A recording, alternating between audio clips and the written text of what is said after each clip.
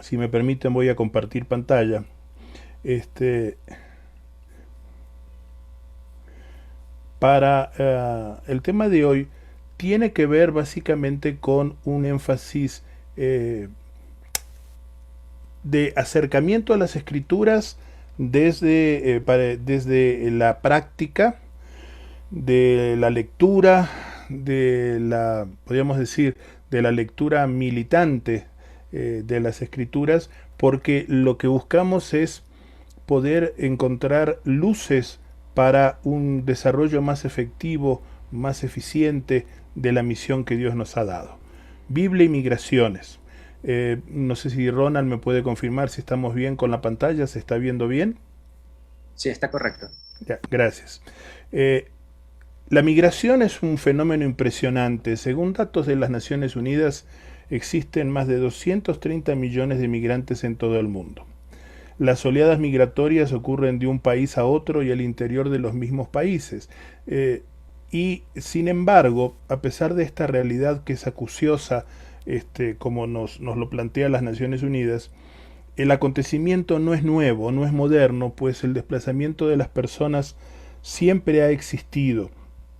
Es un proceso que viene desde tiempos inmemoriales. Pareciera como que la vocación de ser trashumantes es propio de la naturaleza humana, ¿no? Y por diferentes causas, por diferentes motivos, las personas hemos sido migrantes. Cuando nos acercamos a las historias de migrantes, nos acercamos a las historias humanas y por tanto son historias que están presentes en la Biblia. El texto de Éxodo 23:9, según la traducción al lenguaje actual, que es la que voy a utilizar en toda la presentación, nos dice: no maltraten ni esclavicen al refugiado, pues ustedes también fueron extranjeros en Egipto. En la Biblia abundan las historias de migrantes, y son migrantes tanto por vocación misionera, por hambre, por opresión, por guerra, por desplazamiento forzoso, por salvaguardar la vida ante situaciones de amenazas de muerte. Muchas son las historias de vida que a veces son conmovedoras por su sufrimiento y a veces motivadoras por el bienestar que logran. Cuando leemos la Biblia, cuando leemos en la Biblia estas historias, nos encontramos con la crudeza de la vida, la crudeza y la crudeza de la vida tanto en las descripciones más realistas posibles que podemos encontrar, donde vemos los claros oscuros de la vida, vemos los momentos de alegría de los reencuentros familiares, vemos la tristeza de quien abandona la tierra porque ya no tiene más espacio ni más posibilidad de vida, o vemos también la premura del que huye de la tierra porque hay fuerzas que lo amenazan, fuerzas propias, consecuencias de sus propias acciones, o como lo decimos en el lenguaje religioso, de sus propios pecados, consecuencias de las opresiones de otros. Y eso es interesante que al acercarnos a las escrituras podamos descubrir esas crudezas de la vida, romper un poquito los estereotipos a veces románticos que tenemos al acercarnos a las escrituras, o romper las lecturas selectivas que hacemos de las escrituras. No, las escrituras solamente se deben leer en una forma espiritual. Okay.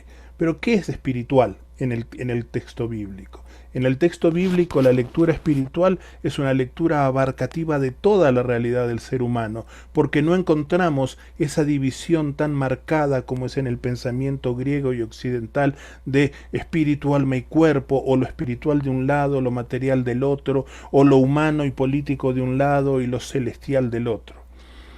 Cuando nos acercamos a las historias de migrantes, vemos historias donde acontece la vida. ¿M? Son personas que nunca olvidan la tierra que les vio nacer porque la llevan en su corazón. Tampoco dejan atrás su experiencia de Dios porque parten con su fe a cuestas. Y Dios es en definitiva quien fortalece a los migrantes cuando encontramos estas historias en la Biblia. No maltraten ni esclavicen al refugiado, pues ustedes también fueron extranjeros en Egipto. Cuando nos acercamos a los relatos de migrantes, ¿Cómo los leemos? ¿Cómo hemos de leer los relatos de migrantes en la Biblia? Tenemos dos formas básicas. Una es introduciéndonos en su mundo antiguo sin tomar en cuenta los procesos migrantes de nuestro tiempo, y nos concentramos en la arqueología, o nos concentramos en la filología, o nos encontramos en el análisis sociológico de las escrituras, o en el análisis histórico de las escrituras. Quizás esta imagen es una definición clara, ¿no? Es una representación de un proceso migratorio. Es una imagen que trata de representar un poco esos procesos migratorios, como por ejemplo la salida de Egipto, el éxodo de Egipto, o los procesos migratorios de vuelta de Babilonia hacia la tierra, al reino de Judá, que encontramos anunciado en los capítulos 40 al 55 del profeta Isaías.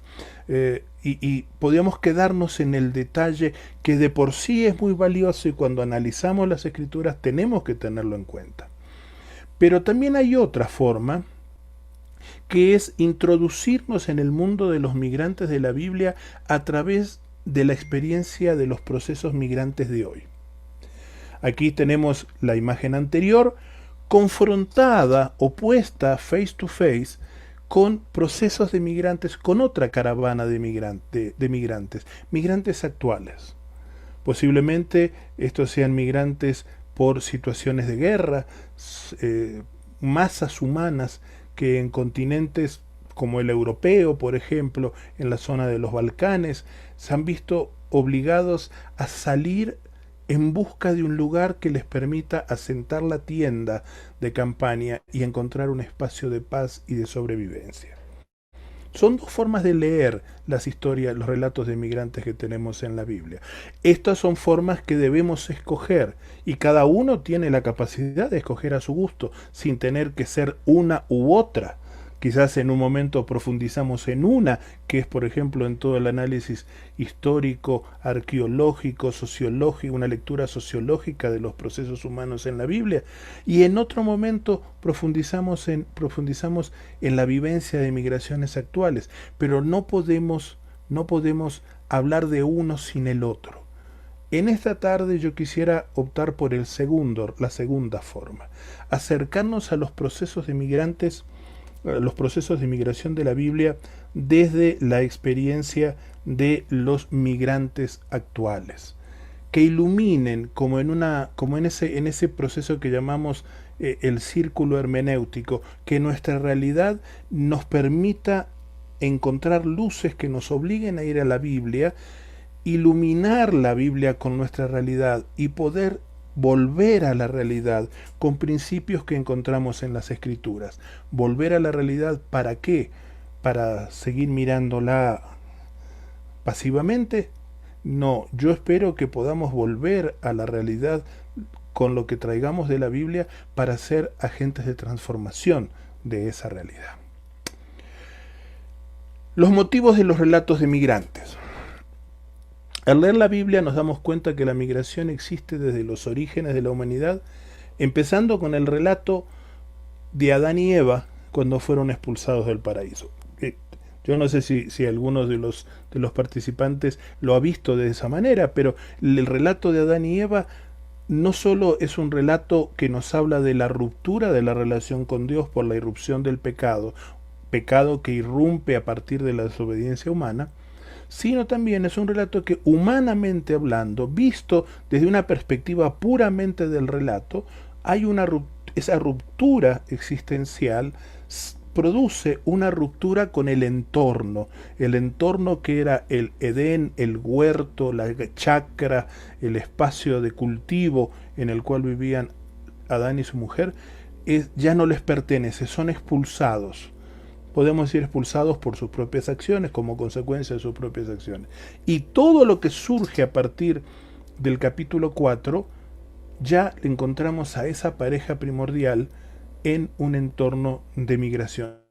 Migraron de la buena relación con Dios, migraron de el entorno cálido y seguro donde el trabajo daba fruto y era un trabajo que permitía disfrutar no era un trabajo vacío, a un entorno totalmente diferente, donde, como fue preanunciado por la palabra del Señor, el trabajo iba a ser infructuoso, o el trabajo iba a costar poder tener la satisfacción que demandaba. Tenemos razones en las escrituras de estos relatos: migraciones por causas económicas, por procesos de reunificación familiar, por guerras, hambrunas, traslados forzados, persecuciones políticas y más. Hasta Jesús mismo, que esta imagen es una imagen un poco occidentalizada de la Sagrada Familia, pero hasta Jesús mismo, cuando niño, emigró y vivió como refugiado al cuidado de su madre y padre en Egipto. Hasta el Hijo de Dios, si avanzamos un poquito más allá de la niñez o antes de su encarnación, emigró a la humanidad por amor a la misma humanidad, como nos plantea el apóstol Pablo en ese himno cristológico que encontramos en Filipenses capítulo 2. Y Jesús se incultura, la palabra de Dios, el Hijo de Dios, se incultura haciéndose humano para mostrarnos el camino verdadero y para que viviéramos como ciudadanos del reino, sin importar dónde esté nuestra residencia física. Esa lógica de la migración es casi como consubstancial con la experiencia humana. El pueblo de Dios es un pueblo de eternos migrantes hasta el final. En el último libro de las Escrituras, en el libro de Apocalipsis, encontramos en el capítulo 21 estas palabras: aquí es donde Dios vive con su pueblo. Dios vivirá con ellos y ellos serán suyos para siempre. En efecto, Dios mismo será su único Dios. Él secará sus lágrimas y no morirán jamás, tampoco volverán a llorar ni a lamentarse, ni sentirán ningún dolor, porque lo que antes existía ha dejado de existir. Esa promesa que es la promesa de la cohabitación plena en una nueva realidad, en una nueva instancia que es donde Dios será todo en todos, y Dios y todos tendremos el acceso a Dios en forma plena. Ahí todo nuestro peregrinaje, toda nuestra migración va a encontrar respuesta final. Allí es donde estaremos en casa, plenamente en casa, porque donde estamos con Dios o donde estaremos con Dios, esa será nuestra casa plena y definitiva. Porque ahí todos nuestros males, nuestros sufrimientos, nuestras angustias, donde nuestra muerte será vencida y será derrotada, por la misma presencia salvífica del Padre, el Hijo y el Espíritu Santo. Ahí dejaremos de ser migrantes. Mientras tanto, somos peregrinos y extranjeros en esta tierra, como nos dice el apóstol Pedro. Veamos una selección muy breve de algunas historias de migrantes, historias que todos conocemos. Yo estoy seguro que la mayoría de los que estamos acá, de las 238 personas que estamos reunidos en este chat, en esta conferencia, las hemos leído no una, sino cientos de veces. Pero vamos a leerlas de la perspectiva migrante. Primero, gente que emigra para estar cerca de su familia. Son muchos los casos de familias que se van lejos a residir a otro lugar. Los que se quedan, especialmente los padres, añoran y buscan y nunca los olvidan. El deseo, sobre todo, y perdónenme la expresión, pero lo voy a decir desde mis raíces rioplatenses, el deseo de los viejos y las viejas es volver a ver a esos hijos, a esos nietos, a esos sobrinos, a esos que se fueron un día, y volver a verlos antes de cerrar los ojos de este lado del sol. Y esa es parte de la escena, el trasfondo de la escena que encontramos acá. Es una escena tomada de una película que seguramente ha dado vuelta por nuestros países, que es la historia de José y Jacob. Es la historia que encontramos en Génesis 45, donde la saga de José toma ese giro dramático, un giro dramático que ya se preanunciaba desde el inicio de cuando se nos presenta la vida de este muchacho, un poco pedante, un poco, digamos, entre algunos términos, un término que puede ser comprensible en nuestro contexto, un poco malcriado y arrogante, que sabiendo que tenía una vocación especial de parte de Dios, no supo esperar sus momentos y fue hablando de más y generando el rencor y la inquina de sus hermanos. Cuando los hermanos de José salieron de Egipto y volvieron a Canaán, le contaron a Jacob que José todavía estaba vivo. Los mismos hermanos que lo habían vendido, los mismos hermanos que habían generado, habían desarrollado odio y rencor hacia el muchacho, se vuelven a encontrar por una situación de hambre, una situación de búsqueda de alimentos, llegan y José se encuentran con un José totalmente cambiado, ya no es el muchacho que vendieron, sino es el segundo en poder y autoridad en el imperio. Pero es interesante las palabras de Jacob. Me han convencido, mi hijo José todavía está vivo, iré a verlo antes de que me muera. Estas son algunas de las causas de los migrantes, de las migraciones. Ese reencuentro familiar, ese estar cerca de la familia, esa reunificación familiar. Una reunificación que, especialmente en nuestros contextos latinoamericanos, es anhelada. El concepto de familia da sentido a la vida y a la existencia y queremos estar siempre, siempre las generaciones alrededor de la mesa. Y esta es una de las historias donde encontramos al patriarca, al mayor, al más viejo de la familia, migrando con toda su familia para reencontrarse con el hijo amado, el hijo que había considerado perdido. Gente que emigra para estar cerca de su familia. Esto es algo que nosotros conocemos en lo cotidiano. Ecuador, por ejemplo, el país donde yo resido hace muchos años, desde alrededor del año 1999, principios del año 2000, experimentó una ola migratoria brutal por causas económicas. Malas decisiones tomadas quebraron el sistema financiero, el sistema bancario, y generó una crisis económica como pocas veces se había vivido en el país. Y migraron. Y el anhelo de los que están afuera y de los que quedaron acá es el volver a reencontrarse. Esto es algo que nosotros conocemos. Seguramente lo conocen también en Guatemala, lo conocen en Perú, en Colombia, en cualquiera de los países que hoy están presentes en este webinar. Cómo nuestras experiencias propias iluminan este texto de la saga de José. Y la saga de José y el reencuentro con el padre Jacob. Ahí podemos tener ya mucha tela para cortar. Otros procesos migratorios tienen origen en la gente que emigra por hambre. Y este es el inicio, está una escena de un grupo de migrantes en los Balcanes, en Europa del Este, pero también al costado está el inicio de la historia de Ruth, la famosa historia de Ruth. Es la historia que comienza con una familia que fue la familia de Noemí, que viviendo en Belén, precisamente la ciudad que era conocida con el nombre de la casa de pan, sufren una hambruna por escasez, por una escasez muy profunda, y decide la familia de Noemí, el esposo Elimelec, salir hacia Moab, una tierra extranjera, a probar suerte y encontrar sustento. Y sale Noemí con Elimelec y sus 2 hijos. Al poco tiempo la vida de Noemí va de tumbo en tumbo, pierde a su marido, luego sus hijos se casan, pero de repente sus hijos también mueren y se encuentra solo la viuda Noemí, la madre, la matriarca, se encuentra con sus 2 nueras, las 3 viudas. Y de ahí, en esos primeros 5 versículos, se plasma todo el drama que engloba a millones y millones de personas.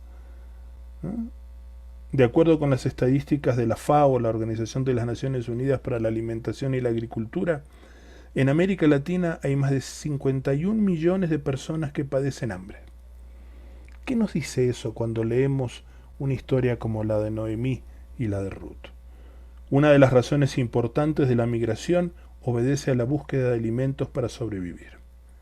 Muchas personas viajan de una zona rural a otra o a las ciudades. Otros hacen esfuerzos por viajar a un país vecino o lejano que pueda ofrecer mejores condiciones de vida.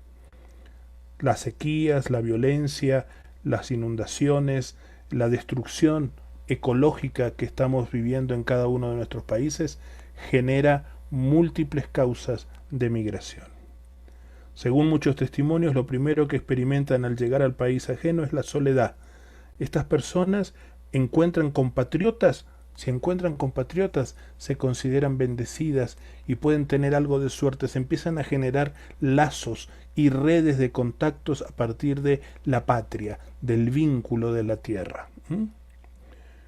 A veces que tienen suerte y regresan a su sitio de origen, vienen con una nueva familia. No solo es conseguir satisfacer el hambre, sino también es, como están solos, hay otras hambres, hay otras necesidades que se empiezan a satisfacer estando lejos.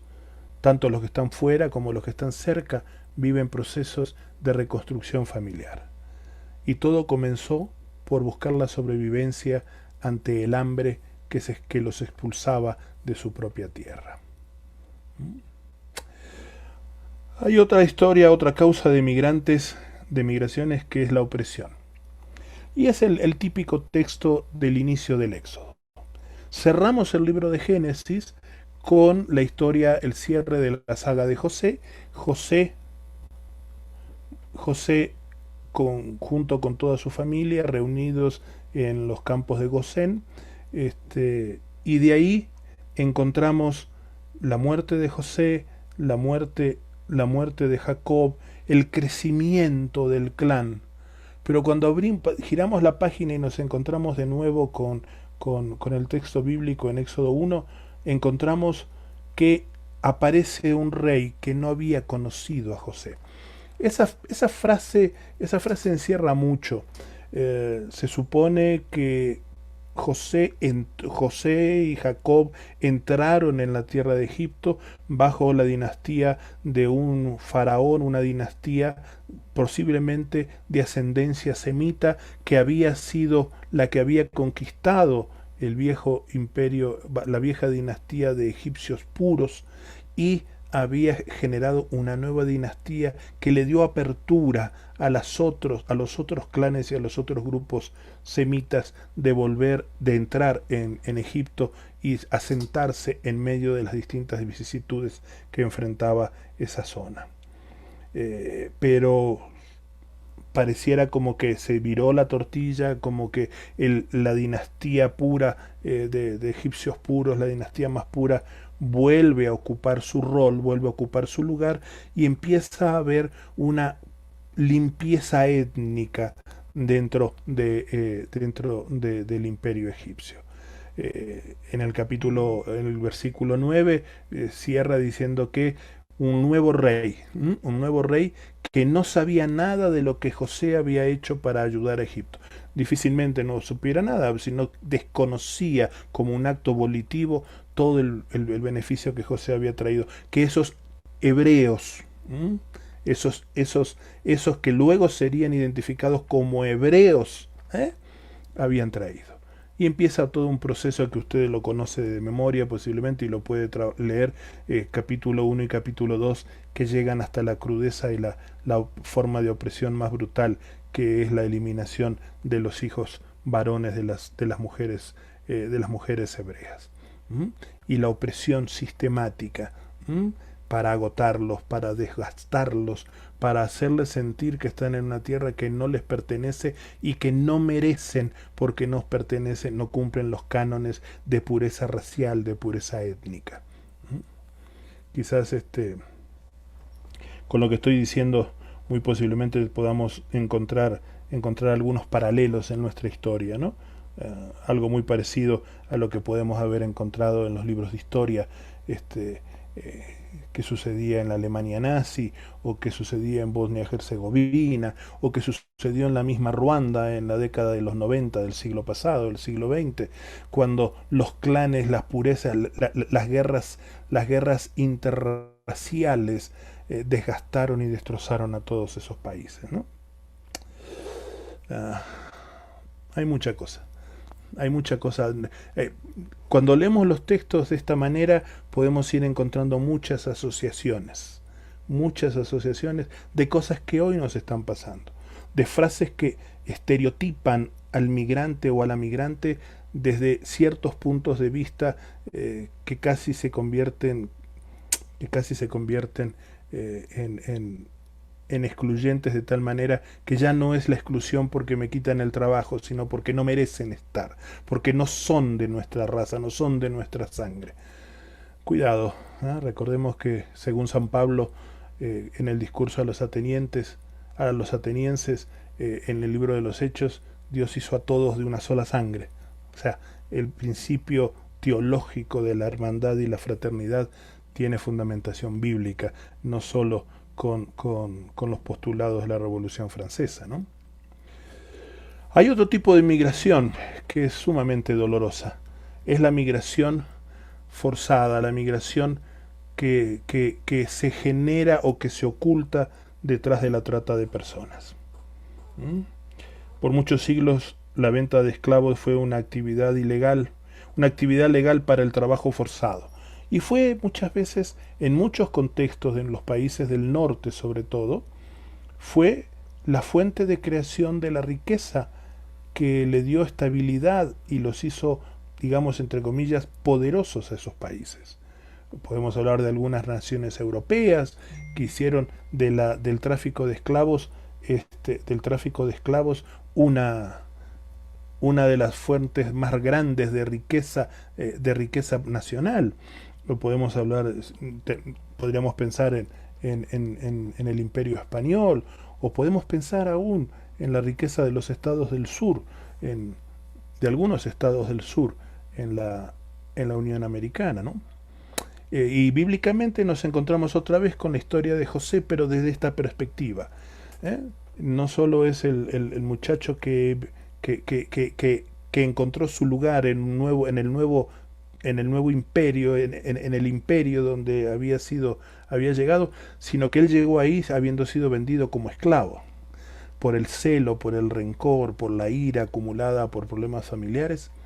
El texto nos dice en Génesis 37, del comienzo de la saga de José, que allí nos encontramos con que los hermanos no lo quisieron matar, sino que lo vendieron como esclavo a unos amalecitas, a unos ismaelitas, ismaelitas que parece que habían hecho del tráfico de esclavos su fuente primaria de ingresos. Los migrantes por lo general son presa fácil. La trata de personas es el segundo negocio más rentable a nivel mundial, poco menos que el tráfico de drogas y encima del tráfico de armas. Los tres negocios ilícitos, nos dice un informe que encontré, del crimen organizado producen más dinero en el mundo.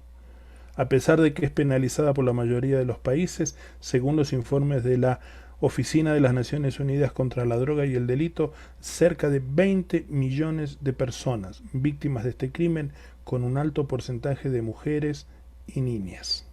No solo tiene que ver el tráfico de explotación sexual, la trata de personas para tráfico sexual, sino tiene que también, por ejemplo, para la pornografía infantil, para el reclutamiento de personas para la guerrilla o grupos militares, para la producción y venta de bebés, o simplemente para ser traficadas como empleadas domésticas, en una lógica de mercantilización de la vida humana que a uno hace que se le paren los pelos de punta. No estaba equivocado el autor de Apocalipsis cuando allá por el capítulo 18, cuando nos relata la caída de Babilonia, hace toda una lista de los bienes que los mercaderes, los que negociaban con Babilonia, intercambiaban.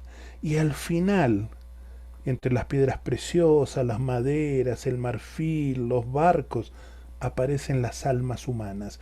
Esto es esclavos, estos son seres humanos. ¿Ah? No es una práctica del siglo XXI, siglo XX, siglo XIX, siglo XVII, es una práctica ancestral. La migración por trata de personas. La migración tiene, para ir cerrando por el tiempo, la migración tiene un rostro femenino. Eh, y es un rostro femenino que encontramos reflejado en la Biblia.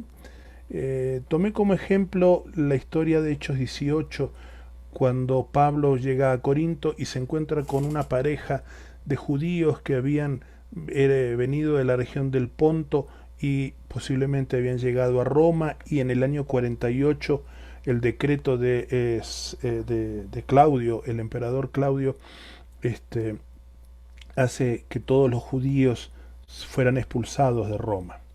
Y llegan a Corinto, era Priscila y Aquila, o Áquila y Priscila, o Prisca y Áquila. Cualquiera de los nombres de la mujer son válidos. Priscila, la forma más corta es Prisca, y siempre es interesante que en la mayoría de los textos más antiguos, cuando se menciona a esta pareja, siempre aparece el nombre de la mujer primero.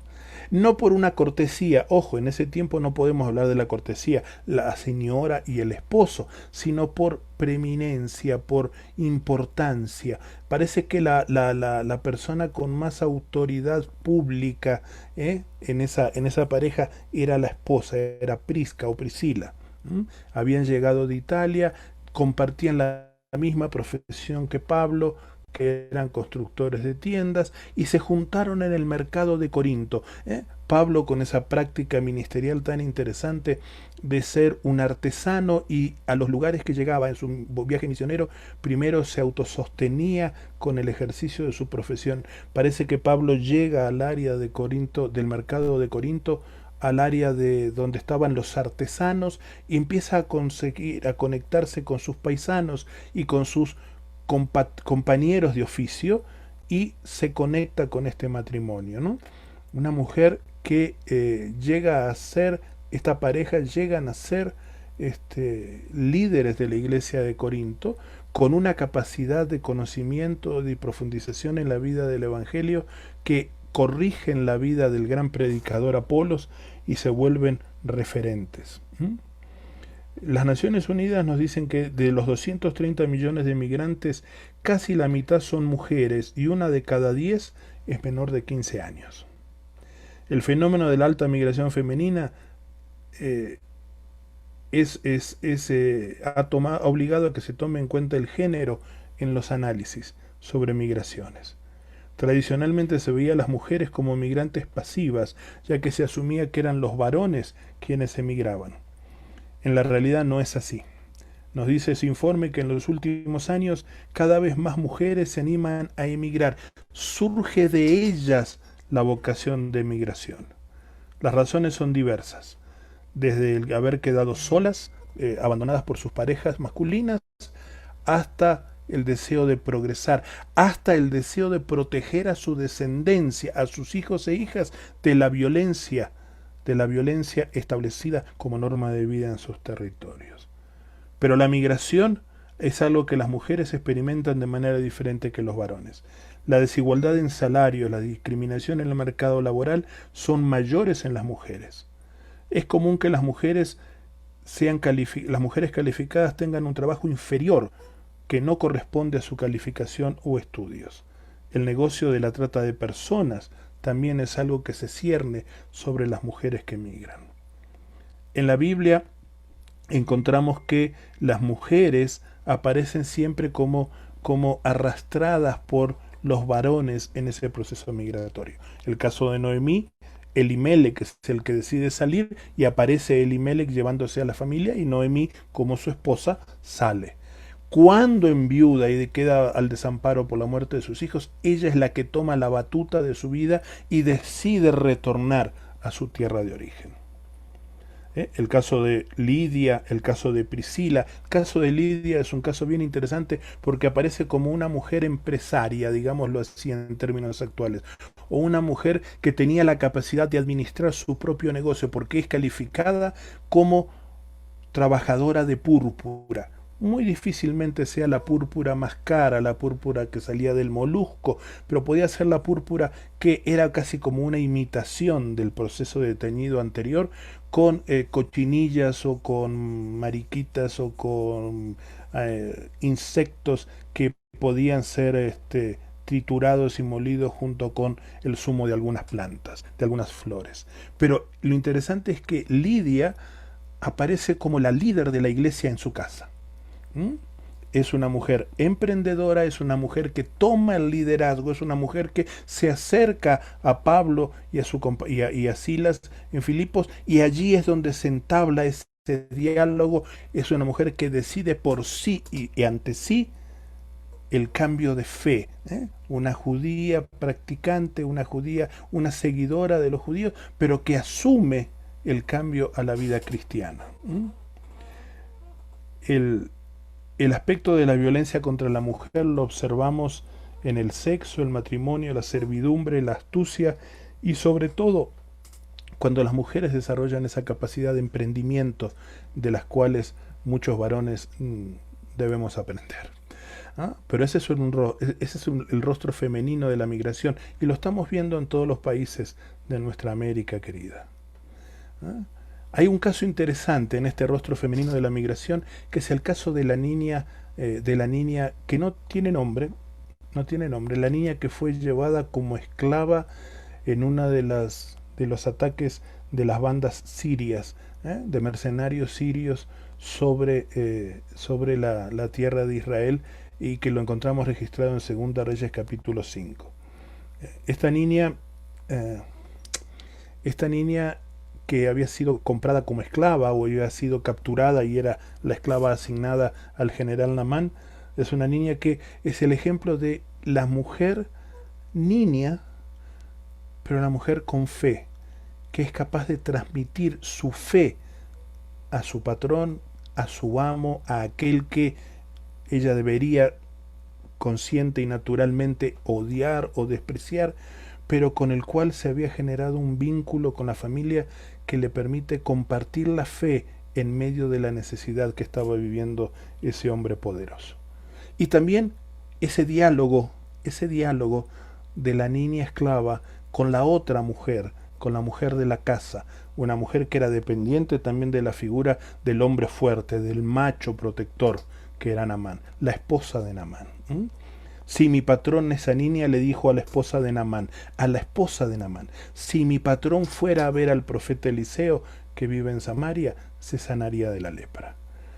Es interesante este rostro femenino, una niña migrante, una niña esclavizada, una niña que fue víctima de la violencia de un reino o de un estado superior, más poderoso, pero que vive su fe y genera ese vínculo y ese diálogo de mujer a mujer, un diálogo que al final redundará en la transformación de vida no solo del general Naamán, sino de todo su entorno familiar. Y Naamán, no olvidemos que es presentado como el hombre que tiene la capacidad también de descolocarse. Es interesante, ¿no? El doctor Edicio Sánchez tiene un artículo muy interesante sobre esta historia, donde nos habla de cómo una niña, la fe de una niña, compartida a una mujer preocupada por el bienestar de su esposo, a la esposa del general Naamán, lo lleva a Naamán a desapropiarse, a descolocarse de su posición de autoridad, de gran general del reino de Siria, y hacer cosas tan sencillas y tan ridículas como obedecer a la voz de un profeta calvo desconocido que lo manda a bañarse 7 veces, pegarse 7 zambullidas en un río sucio y apestoso como el Jordán. Ese hombre que asume que bueno, el ejercicio de la fe también tiene algo de locura, de niñez, así como esa niña esclava tuvo la capacidad de, en la inocencia de su vida, decir, si mi patrón viera al profeta, sería sanado. Interesante lo que puede generar una pequeña migrante en un contexto totalmente difícil para ella, pero una migrante que vive su fe. Con esto ya termino. Para que no se asusten, no voy a seguir 3 horas. Los desafíos pastorales. Mi lectura sobre el tema de las historias de migrantes tienen que ver con los desafíos misionales y pastorales. Y podemos encontrar, son algunas cosas muy sencillas que punteo porque me gustaría que cada uno las pueda luego profundizar en su práctica cotidiana, si es que le ha parecido o le deja algo esta charla. El gran desafío es anunciar vida plena a los de cerca y a los de lejos.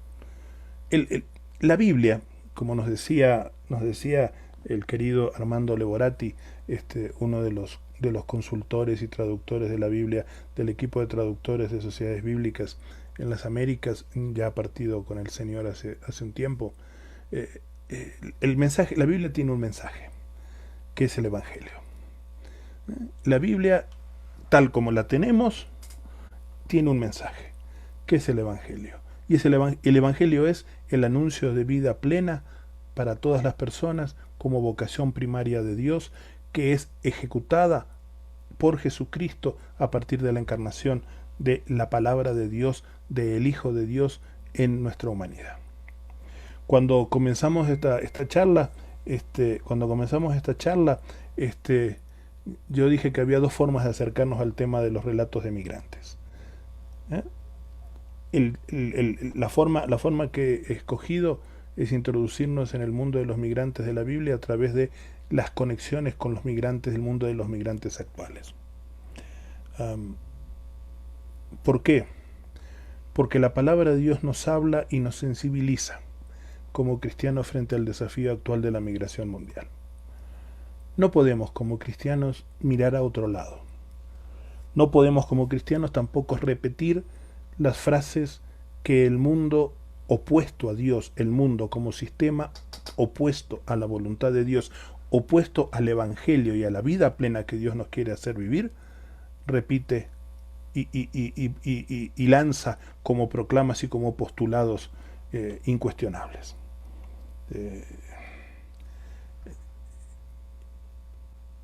Me ha tocado ver en mi propio país, en el propio país donde estoy viviendo, que es mi país desde hace casi 30 años, liderazgo cristiano.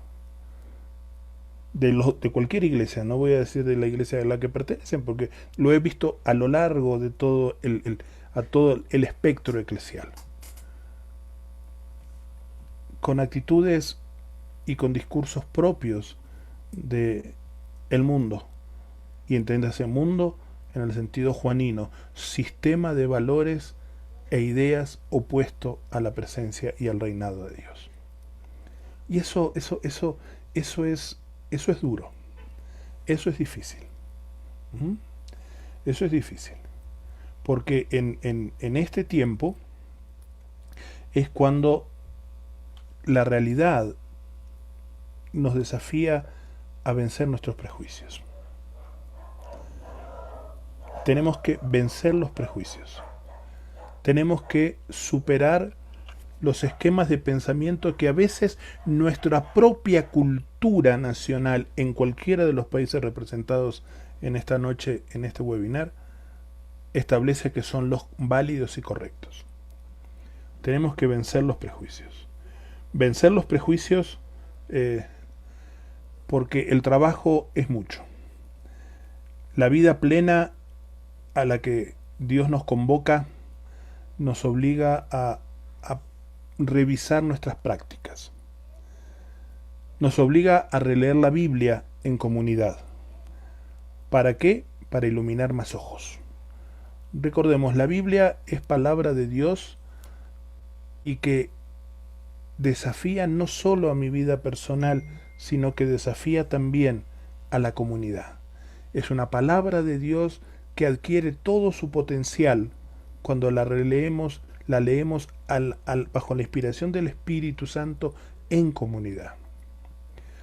Nos desafía a buscar en nuestras raíces espirituales las herramientas para hacer el bien a todos. El desafío de hacer el bien a todos sigue estando para nosotros. El apóstol Pablo nos dice que de ser posible estemos en paz con todos y que hagamos el bien a todos. Y en la carta a los Efesios nos dice que somos nueva creación de Dios destinados a buenas obras o a hacer buenas cosas o a hacer el bien. Esa relectura de las Escrituras en comunidad, esa búsqueda de hacer el bien, cumplir el principio bíblico de hacer el bien a todos, nos desafía y nos lleva a superar los prejuicios. Tengamos en cuenta que el otro o la otra no es tan malo como lo pintan. Tengamos en cuenta que muchas veces ese discurso clásico de que alguien nos dice, el migrante viene a robarte tu trabajo, surge de los sectores de poder más fuertes, ¿m? Que se llevan la mayor parte del trabajo, de la riqueza producida por el trabajo del obrero, del trabajador sencillo.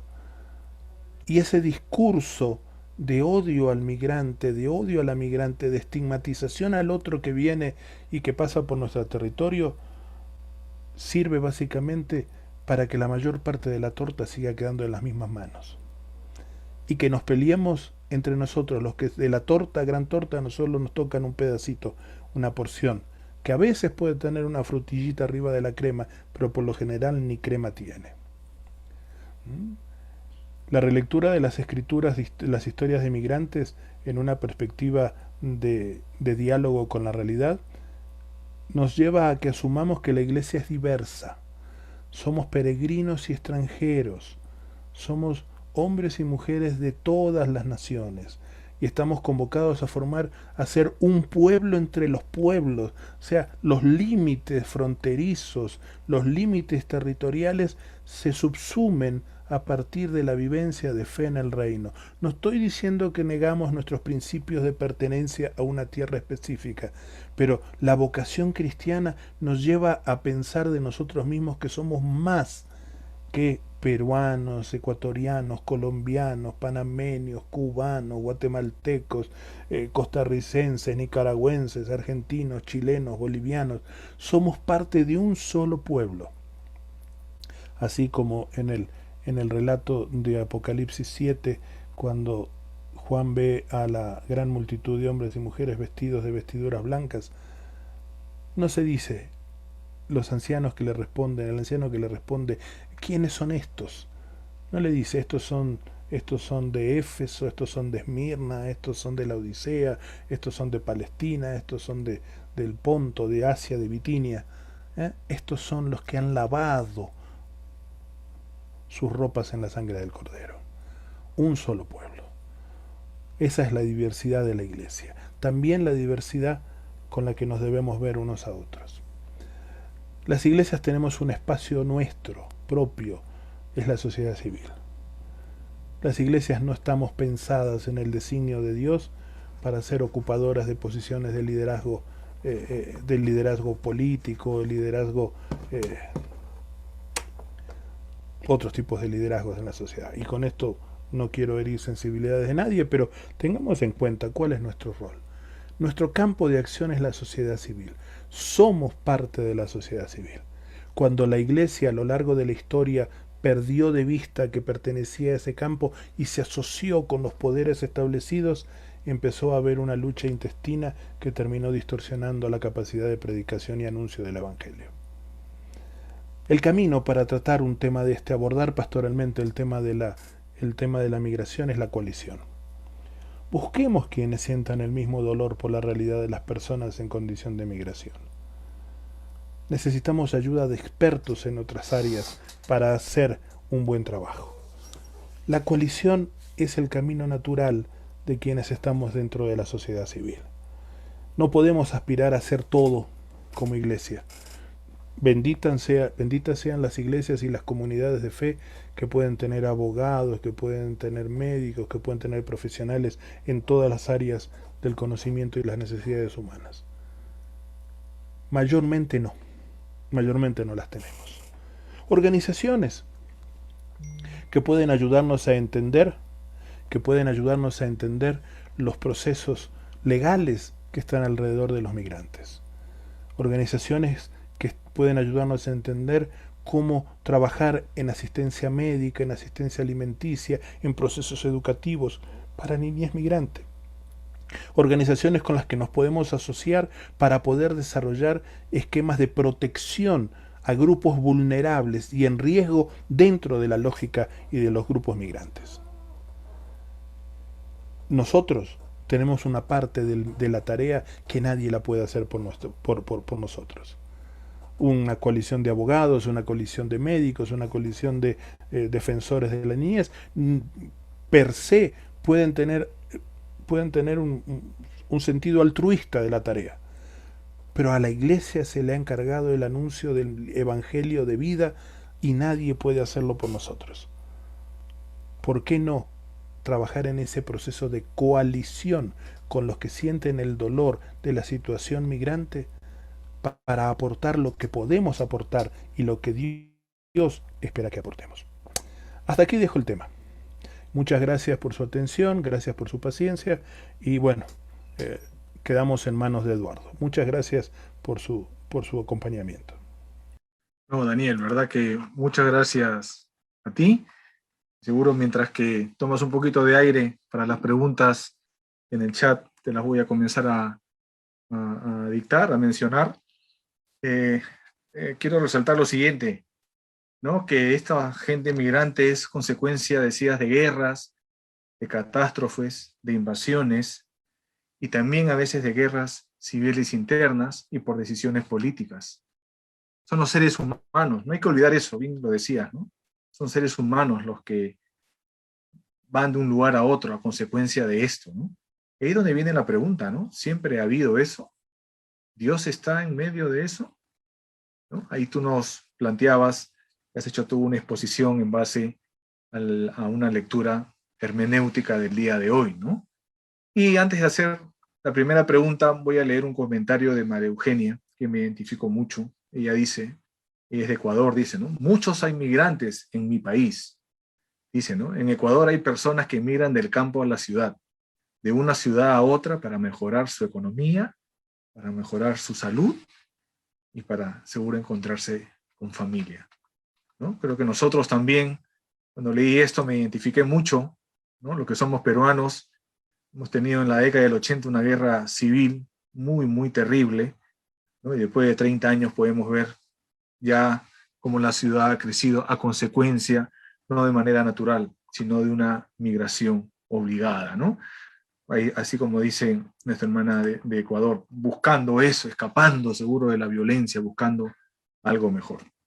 Bueno, Daniel, te lanzo la primera pregunta de Tomás Arévalo, que nos dice, la migración no es algo nuevo. Hasta Jesús es un migrante en Egipto. Entonces, ¿hay pecado de violación de leyes por emigrar? Bueno, ahí tenemos, esa es una historia ese es un tema que tendría que haber estado con algún compañero de la coalición, ¿no? Integrando fronteras. Tenemos algunos abogados, un compatriota tuyo, el doctor José Vinces, de Paz y Esperanza de Ecuador, está al frente fue uno de los mentalizadores, de la coalición, un buen amigo, un querido amigo. Mira, hay todo un proceso de discusión sobre el tema de la preponderancia de las leyes o la preponderancia del derecho de migración por necesidad. Y ese es un tema que corresponde que lo debatamos y lo analicemos en un proceso de coalición y de intercambio de conocimiento, ¿no? Yo soy pastor, tengo ciertas inclinaciones al estudio de la Biblia, como buen pastor creo que debe tener. No voy a dar una respuesta legal porque no soy experto en leyes, pero sí el contexto, no podemos hacer un traslape directo de la situación en el tiempo de Jesús a la situación actual. En el tiempo de Jesús las fronteras eran diferentes, eran fronteras mucho más abiertas. Y siempre, por ejemplo, Egipto también tenía la práctica de tener fronteras abiertas porque siempre era el que llegaba, pagaba su derecho de piso y tenía que realizar su trabajo, ¿ya? A veces podemos encontrar mucha rigurosidad en la aplicación de las leyes en olas. ¿Por qué? Porque también todos nuestros países han sabido encontrar en la mano de obra migrante una mano de obra barata. Una mano de obra barata. Lo digo a partir del conocimiento de la realidad en nuestro país. Eh, Una de los lugares, una de las industrias que más se benefició de estos procesos de migración fueron, por ejemplo, algunas áreas de la agricultura. ¿Mm? En mi tierra de origen, en el Río de la Plata, tanto en el Uruguay como en la Argentina, los famosos trabajadores golondrina, le llamamos nosotros. ¿Eh? Son que por temporadas andan buscando territorios donde levantar cosecha o donde hacer siembra. Y como se iban moviendo, también el tema de el campesino o el dueño del campo que pagaba menos de lo que debía pagar a la gente que estaba establecida en su territorio, ¿no? O sea, no siempre la cosa es que el que migra es el que viola las leyes. ¿Mm? Sabemos, por ejemplo, que gran parte del trabajo agrícola en la Unión Estadounidense se sostiene por los inmigrantes, los campesinos inmigrantes ilegales. Esa es la realidad. Esa es la realidad. Sí. Entonces, tenemos que tratar de ver las cosas en el mayor amplio espectro, ¿no? No estoy diciendo que es lo correcto violar una norma, que es lo correcto violar una ley, pero es un derecho humano el migrar. Sobre todo en situaciones de sobrevivencia, donde si me quedo me muero, o si me quedo me matan los hijos, o si me quedo, ¿qué hago? No tengo nada más que hacer, entonces migro hacia otro lugar en búsqueda de un lugar que me permita reconstruir un proyecto de vida, ¿no? Eh, Ahí es donde necesitamos la asesoría de los expertos. Claro, y justo la siguiente pregunta va en esa línea, ¿no? Entendiendo que no hay esa violación, porque bien lo dices, Daniel, que es por el tema de la vida, que uno va para un lugar a otro. Entonces, Tomás también hace esta pregunta, dice, entonces, ¿se puede justificar una migración legal dependiendo del contexto que lo obligue? ¿No? Si hay una guerra civil, por decir, ¿no? ¿Hay algo que legalmente podríamos hacer para aceptarlos? Por supuesto, mira, no solo legalmente, sino éticamente. Y si lo vemos desde una perspectiva, desde la ética cristiana, es casi mandatorio. Es mandatorio. Eh, Hay muchos testimonios. El otro día, bueno, en estos tiempos de pandemia y encierro, veíamos con mi esposa la historia de una pionera de la defensa de los derechos de los esclavos negros o de los ex esclavos, digámoslo así, en el territorio norteamericano, y cómo a partir de esta mujer actuó a partir de su fe, y era una líder religiosa. Estoy hablando 1800, 1700, 1800, que ella tomaba decisiones para rescatar esclavos a partir de los tiempos de oración que tenía. O sea, no solo era el derecho que la asistía, sino era la convicción de fe. Hoy por hoy creo que tenemos que empezar a rescatar una mirada de fe sobre estos temas. ¿Qué nos dice la ética cristiana?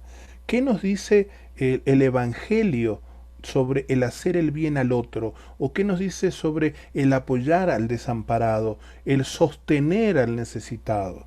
¿Mm? ¿Cómo encaramos desde la práctica y la ética de vida sostenida o basada en los principios de Jesús y en los mandamientos, en los 10 mandamientos? ¿Qué nos dice sobre este tema?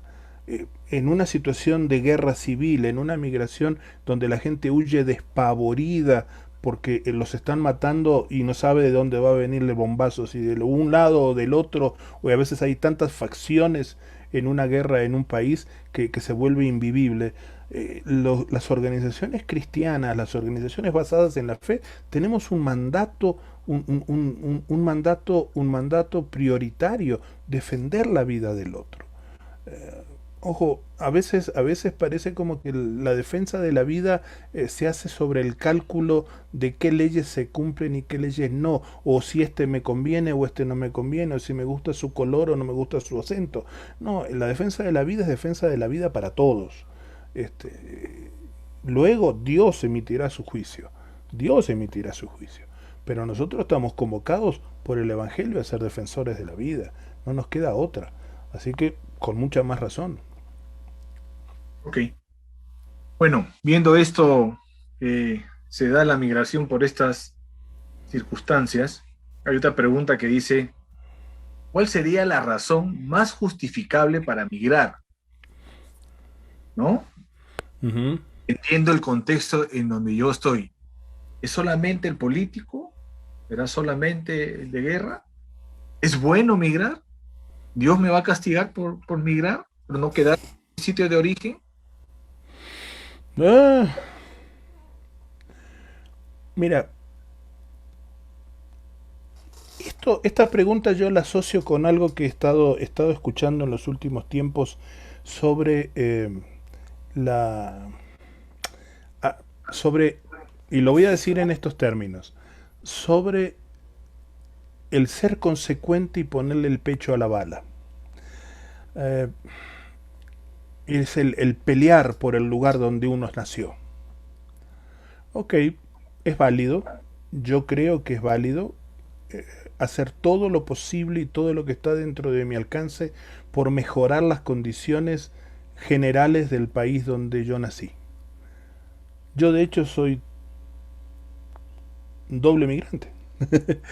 Yo nací en el Uruguay, mi familia migró cuando yo era muy niño a la Argentina, y de Argentina salí a Centroamérica y en Centroamérica volví a Ecuador y aquí establecí mi vida y gracias a Dios formé mi familia y desarrollé el ministerio pastoral. Eh, ¿Cuál sería qué habría sido lo lógico? ¿Quedarme en mi país de origen? ¿Quedarme en mi segundo país de origen? ¿O qué hacer? No lo podemos decir. Cada uno tiene una realidad que lo lleva a tomar decisiones. Hay mucha gente que se queda a pelear por su país, por las condiciones que sean y las situaciones que sean. Y hay otras personas que no tienen los arrestos para hacerlo. Eh, Tenemos que tener un poquito de cuidado cuando emitimos juicios sobre eso. Y no digo que la persona que hizo la pregunta está juzgando, yo lo digo en términos generales.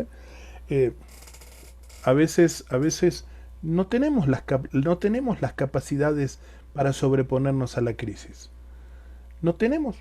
No tenemos la capacidad emocional, no tenemos los recursos académicos, no tenemos la formación anímica, no tenemos, algo nos falta y queremos buscar. Y está dentro de nuestro derecho humano, de nuestro ser persona, el anhelo de buscar otro espacio. Buscar otro espacio.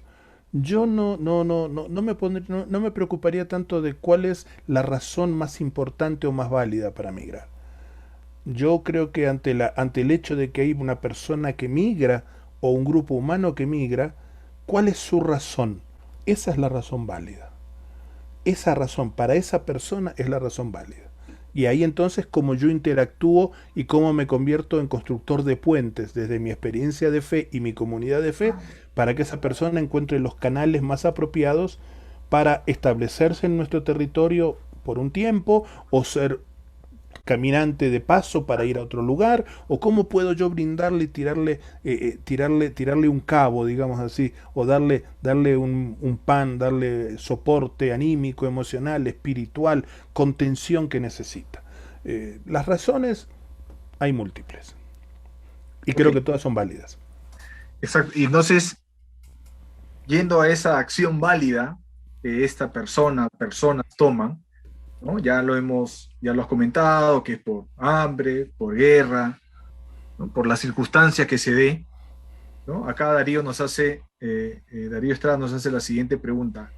A consecuencia de eso, que hay este desplazamiento de gente, dice, ¿qué debe hacer la iglesia al respecto?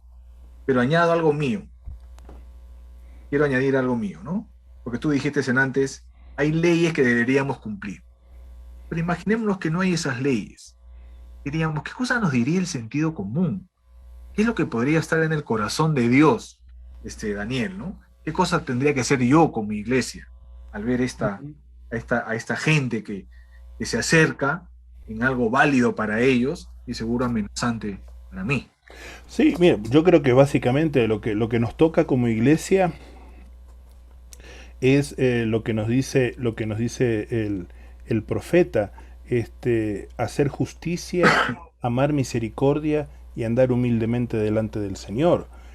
Hacer justicia, ese texto de hacer justicia es clave porque a veces nos quedamos entrampados en el debate y en la disquisición de si es la justicia teológica, la justicia legal, la justicia forense, cual sea, ¿no? Ok, bárbaro, todo eso está bien, ¿no? Esas disquisiciones que a veces nos metemos a nivel pastoral son válidas. Pero el hacer justicia en esos textos, especialmente en los textos proféticos, tiene que ver con la justicia interrelacional. El hacer justicia, el tratar al otro con justicia. No hay leyes de protección, supongamos, no hay leyes de protección a los migrantes. Ok, la Iglesia no está llamada a convocarse a redactar proyectos de ley, pero la Iglesia está llamada a ser parte de un acuerdo de la sociedad civil para la sobrevivencia y la coexistencia armónica en la sociedad. Y ese grupo humano, o ese grupo, esa persona, debe ser canalizada hacia los espacios donde poder encontrar el apoyo legal. No tenemos leyes, ok, ¿en qué medida podemos apoyar en el debate de un proyecto? ¿En qué medida otras organizaciones? Por eso hablé de la coalición al final. Esa lógica de la coalición donde nos encontramos con el otro que tiene otras capacidades, aún con el otro que no puede, quizás no comparte mi visión de la fe, pero sí comparte la necesidad de hacer algo por beneficiar y ayudar a ese grupo humano. Ok, ¿cómo podemos, sin querer convertirnos en una agencia de fe o convertir al otro en una que es una ONG secular en un brazo de la iglesia, pero cómo podemos trabajar juntos en un proceso de pensar medidas para pensar juntos para proponer medidas de bienestar del otro? Uno. Dos, la asistencia en las necesidades básicas. ¿Cuántas veces nosotros en nuestras iglesias no hemos sido fuentes de bendición y fuentes de alimentación en momentos, en grandes crisis sociales en nuestros países? Yo conozco compañeros y he tenido maestros a los que quiero muchísimo en Perú, que en los momentos más difíciles de esa historia que vos mencionabas en los años 80 empezaron a desarrollar las típicas ollas populares, donde había con lo que aportaban todos, que era insuficiente para la nutrición apropiada de una familia, con lo que podía aportar una familia, generaban un proceso, una vorágine de integración de alimentos donde comían todos y comían bien. Ese tipo de cosas, por ejemplo.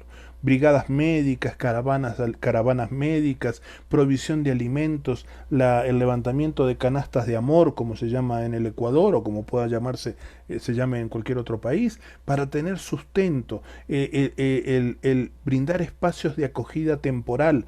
No podemos hacernos cargo de darle espacios de vivienda permanente, pero espacios de acogida temporal regulados, donde las personas llegan, reciben una instrucción, acuerdan, firman acuerdos voluntarios, donde podemos estar recibiendo también el apoyo de organizaciones que chequen la salud, que puedan traer alimentos, que puedan dar asesoría legal, que puedan dar cobertura a partir de todas las necesidades que tiene. Son muchas cosas las que podemos hacer y solo las podemos hacer si lo hacemos en conjunto con otros. Ok, Daniel. Bueno, ahí dando respuesta, acá hay una pregunta que hablaba de, ¿no? Creo que la has contestado, pero igual la quiero hacer. ¿Cómo recibir a cristianos en Estados Unidos que violan las leyes de migración, ¿no? Bueno, entendemos que esa persona no lo hace con esa intención y creo que has dado la respuesta que en realidad deberíamos adoptar una mirada diferente a estas personas. No entra por querer violar, sino entra por esa necesidad. Y con esto termino. Dale.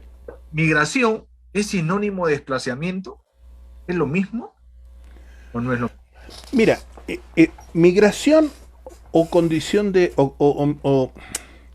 Un término que escuché en estas reuniones de coalición eran personas en condición de migración o personas en condición de desplazamiento humano.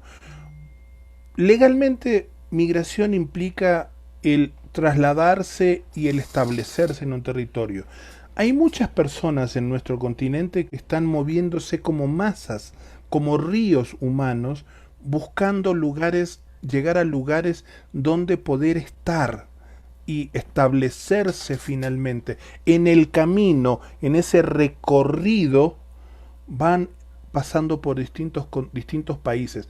En algunos entran, llegan con el solo objetivo de descansar, recuperar fuerzas y seguir hacia adelante. Eh, el desplazamiento, creo que estamos en un periodo donde la salida, yo diría, por ejemplo, en la situación de uno de los países que más hemos visto en estos últimos años, se produce lo que se llama un éxodo. Es un éxodo, es una salida voluntaria porque ya las situaciones no dan más. Tanto en Centroamérica como en Sudamérica creo que está pasando eso. Y salen y son movidos a caminar en búsqueda de algo para poder asentarse. Para mí esas son personas que migran. El desplazamiento se da, por ejemplo, como lo que podemos encontrar en Europa, en Europa o en la guerra de Siria, ¿eh? Donde ya la gente es desplazada por la violencia. El ambiente de violencia, el entorno de violencia es como una fuerza que empuja a la gente a salir porque no les queda más que salir.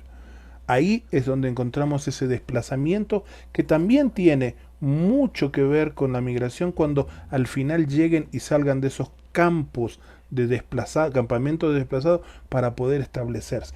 Es algo que todavía Europa no le ha encontrado la vuelta de cómo hacerlo.